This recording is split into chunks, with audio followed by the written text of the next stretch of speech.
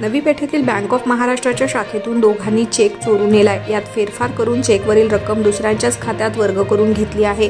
हा प्रकार 2 महिन्यांनी उघड झाला असून या प्रकरणी दोघांवर फौजदार चावडी पोलिसात गुन्हा दाखल झाला आहे।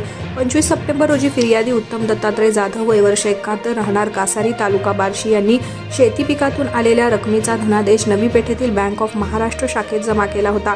3,94,269 रुपयांचा तो धनादेश होता। एका तरुणाने बँकेतील शिपायाची दिशाभूल करून तो धनादेश स्वतःकडे घेतला। बँकेतील चेक बॉक्समध्ये घेतलेल्या त्या धनादेशावर त्याने फेरफार केला। स्वतःच्या आर्थिक फायद्यासाठी चेकवरील रक्कम संशयित आरोपीने उत्तराखंडामधील हरिद्वार येथील कॅनरा बँकेच्या शाखेत वर्ग केली।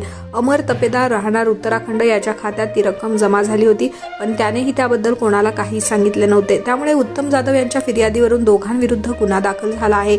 सहाय्यक पोलीस निरीक्षक अजित पाटील याचा तपास करतायत।